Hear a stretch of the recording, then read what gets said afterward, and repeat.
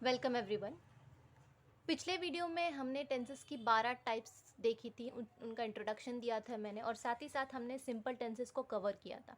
हमने तीनों भी सिंपल प्रेजेंट, सिंपल पास्ट और सिंपल फ्यूचर को फॉर्मूलाज के थ्रू देखा था।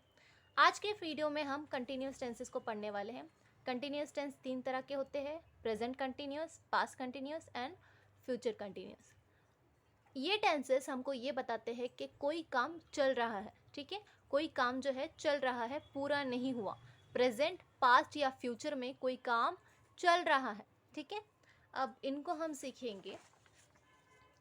यहाँ पर है स्ट्रक्चर और यू कैन से फॉर्मूलाज, ठीक है।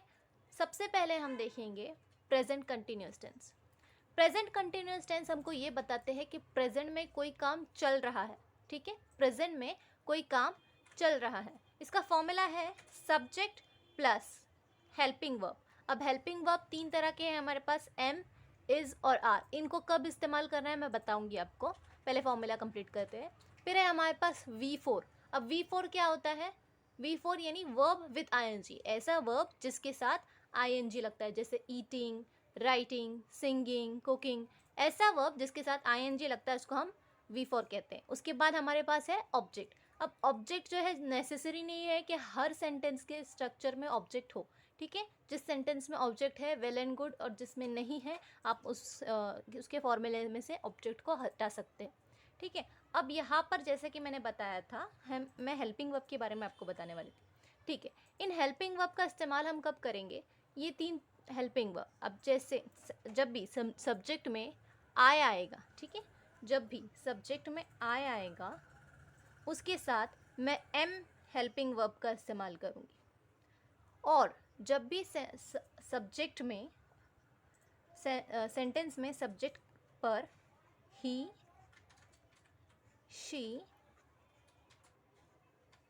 या इट आएगा, मैं ही, शी और इट के साथ कौन सा हेल्पिंग वर्ब यूज़ करूँगी?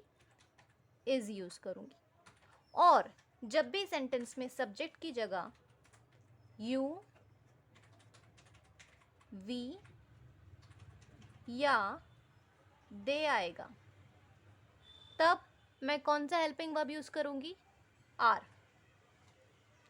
ठीक है। यहाँ तक समझ में आया आपको? जब भी सब्जेक्ट में आई आएगा मैं एम हेल्पिंग वर्ब का इस्तेमाल करूँगी।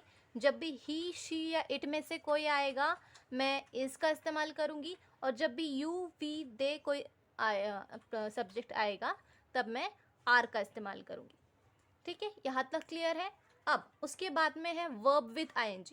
हमें सेंटेंस में किसी भी वर्ब के साथ ING ऐड करना है। ING आ रहा है मतलब कंटिन्यूस टेंस है, ING आ रहा है मतलब समझ जाना है काम चल रहा है, ठीक है। अब यहाँ पर मैं एक वर्ब लेती हूँ, सिंग, ठीक है। मैंने वर्ब लिया सिंग, उसको ING ऐड करने के बाद में हो गया singing. I am singing.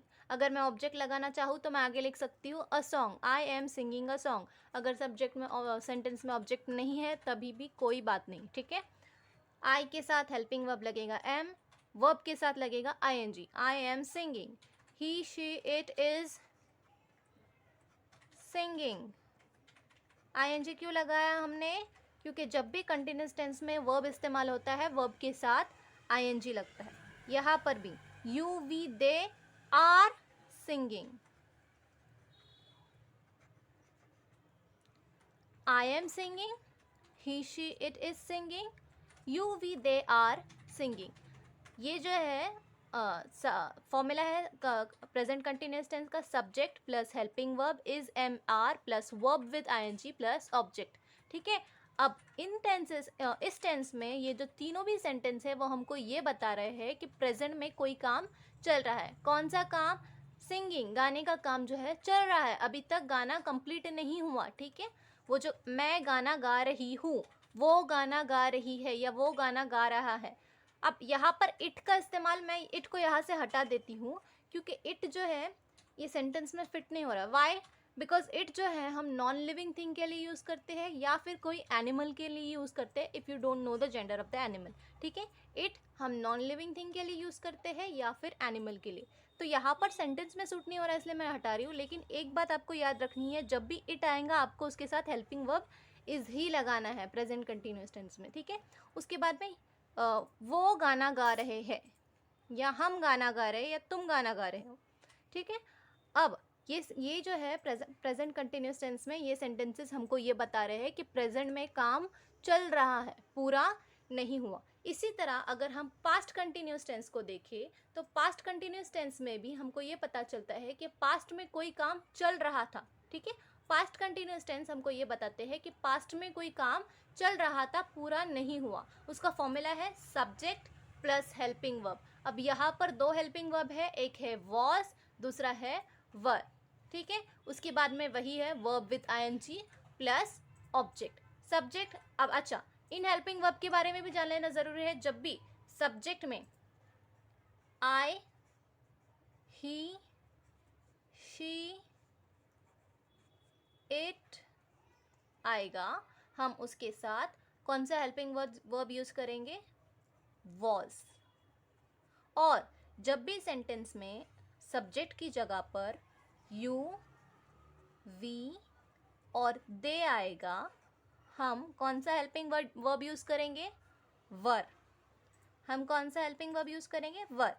He, she, it जब भी आएगा पास्ट टेंस में हम वॉज का इस्तेमाल करेंगे, और यू, वी, दे जब भी आएगा पास्ट कंटिन्यूअस टेंस में हम वर का इस्तेमाल करेंगे। अब इसी तरह से हम यहाँ का जो वर्ब है उसको कॉपी कर लेते हैं। Verb with ING, verb with ING. He, she, I, he, she, it was singing. अब मैं वही बता रही हूँ, इट नहीं लिखूंगी मैं क्योंकि ये सेंटेंस में सूट नहीं रहा। इट हम नॉन लिविंग थिंग के लिए यूज़ करते हैं, ठीक है। You, we, they were singing, ठीक है। मैं गाना गा रही थी, वो गाना गा रही थी, वो गाना गा रहा था, हम गाना गा रहे थे, हम सब गाना गा रहे थे, और वो लोग गाना गा रहे थे। यानी इसमें भी हमको क्या पता चल रहा है कि पास्ट में कोई काम चल रहा था, पूरा नहीं हुआ, ठीक है। कब इस्तेमाल कर रहे हैं हमको? वॉज, ही, शी, इट के साथ वॉज इस्तेमाल करना है, और यू, वी, दे के साथ हमको वर इस्तेमाल करना है पास्ट कंटिन्यूअस टेंस में। इसी तरह अगर फ्यूचर कंटिन्यूअस टेंस हम देखें तो फ्यूचर कंटिन्यूअस टेंस भी हमको ये बताते हैं कि फ्यूचर में यानी आने वाले कल में कोई काम चल रहा होगा, ठीक है। कोई काम जो है चल रहा होगा, पूरा नहीं होगा, ठीक है। उसका फॉर्मूला है subject plus will be plus verb with ING plus object. अच्छा, यहाँ पर अच्छी बात यह है कि आपको सब्जेक्ट जो है सब्जेक्ट के साथ विल कोई हेल्पिंग वर्ब अलग से नहीं है। जैसे यहाँ पर वॉज और वर की कंडीशन थी, एम, इज, आर, इतने सारे हेल्पिंग वर्ब ऑप्शन में दिए गए थे। यहाँ पर या तो विल भी लगेगा, या अगर आप चाहो तो शैल भी लगा सकते हो, ठीक है। शैल जो है लोअर पॉसिबिलिटी के लिए यूज़ होता है, विल हायर पॉसिबिलिटी की यूज़ होता है, मैंने आपको पिछले वीडियो में भी बताया था। या फिर आप चाहे तो आई और वी के साथ विल का शैल का इस्तेमाल करें, और बाकी के हेल्पिंग वर्ब के साथ विल का इस्तेमाल करें। या आप नहीं चाहते तो इट्स कम्प्लीटली ओके, आप विल का यूज़ भी कर सकते हैं सारे सब्जेक्ट्स के साथ। मैं विल ही यूज़ करती हूँ, आप चाहे तो शैल का इस्तेमाल भी कर सकते हैं, ठीक है। अब यहाँ पर आई हो, यू हो, वी हो, दे हो, कोई भी सब्जेक्ट हो, हम विल बी या शैल बी का यूज करेंगे, ठीक है। Verb with ING. I will be singing, you will be singing, she will be singing, यानी मैं गाना गा रही होंगी, वो गाना गा रही होंगी, ठीक है। तो ये टेंस हमको ये बताता है फ्यूचर कंटिन्यूअस टेंस हमको ये बताता है कि फ्यूचर में कोई काम चल रहा होगा, ठीक है। प्रेजेंट कंटिन्यूअस टेंस हमको ये बताते हैं कि प्रेजेंट में कोई काम चल रहा है। पास्ट कंटिन्यूअस टेंस हमको ये बताते हैं कि पास्ट में कोई काम चल रहा था। और फ्यूचर कंटिन्यूअस टेंस हमको ये बताते हैं कि आने वाले कल में फ्यूचर में कोई काम चल रहा होगा। तो कंटिन्यूअस टेंस हमको काम की कंटिन्यूएशन के बारे में बताते हैं कि कोई काम चल रहा है, कंप्लीट नहीं हुआ। तो आज हमने सीखा present continuous tense, past continuous tense and future continuous tense के बारे में। उम्मीद है आपको समझ में आया होगा। Thank you for watching.